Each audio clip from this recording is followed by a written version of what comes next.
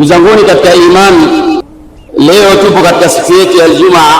Huwa katika kila Ijumaa kuna jumbe tofauti tofauti. Ujumbe wetu wa leo unasema ili kufikia kiwango cha imani lazima tuwe na subira.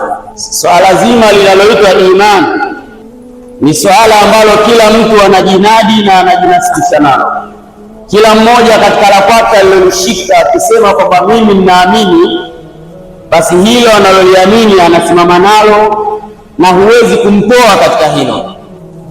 Mfano, angalia katika masiku ambayo tunayo sasa hivi kwa Waislamu, ni masiku ambayo ni matukufu sana, hasa ukizingatia ni kitu gani kinakuja mbele yetu.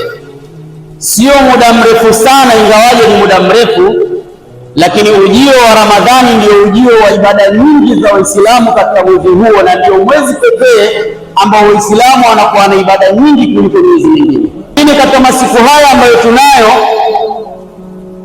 una ambao sio waumini wala sio Waislamu wapo katika sherehe zao mbalimbali ambazo wanazifanya, ikiwepo jana, lakini pia kuna nyingine zinakuja. Kwa hivyo ukimfuata mtu wa dini hiyo mwenye sherehe yake, atakuambia yeye anaamini, na hicho anachokiamini ndio kimempelekea kufurahi yeye. Lakini katika masikitiko ambayo ni makubwa zaidi ni pale ambapo utawakuta mmoja katika wale ambao ni umma wa Mtume sallallahu alaihi wasallam, ambao wao wana imani ya la ilaha illa Allah Muhammadur Rasulullah, nao pia katika masherehe ya namna hii wanasimama katika namna moja ama nyingine, wakiamini kwamba hakuna ubaya wa aina yoyote. Ndugu zanguni katika imani, ikiwa tutazungumza kwa maneno ambayo ni machache sana au kwa herufi ambazo ni chache, ilibidi kila muumini aamini kwamba hiyo ni imani yao. Kwa hivyo alivyoviamini wacha waende nazo, lakini haikufaa mmoja katika Waislamu akajiunga ama akasherehekea katika masiku ya namna hii. Ndugu zangu katika imani,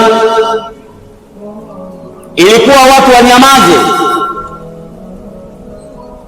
wasizungumze chochote kwenye masiku kama haya, ubaya wa kusherehekea au ubaya wa kuwaunga mkono. Kwani kuna sababu gani? Nasema sisi tunajua imani yetu la ilaha illa Allah Muhammadur Rasulullah, lakini kuna haja gani mpaka tuwe tunaelekeza macho yetu au watu wanapata kusali hivi? Hakuna jingine ambalo linapelekea watu kuzungumza katika mimbar, watu kuzungumza katika darasa mbalimbali, kukataza watu kushirikiana na manasara katika ibada zao, ila ni kwa sababu Mtume sallallahu alaihi wasallam amesema kuntum khaira umma, sisi ni umma ambao ni bora, ukhrijat linnas, nyinyi mlitolewa katika kundi ambalo ni la watu, lakini pia nyinyi wenyewe ni watu. Taamuruna bil ma'ruf wa tanhauna 'anil munkar. Ndio hicho pekee. Kama ingelikuwa aya hii haipo, basi labda kama na aya nyingine zipo, basi isingelikuwepo mtu wa namna yoyote kumkataza Muislamu kushirikiana na Nasara katika ibada zake na sikukuu zake. Maana yake ni kwamba ikiwa wale mashehe wanaojua watanyamaza kuwazuia Waislamu katika mambo ya namna hiyo, basi ile khaira umma ambayo imezungumzwa na Allah tabaraka wa taala tayari itakuwa tumeifuta na tumeiondoa, haipo.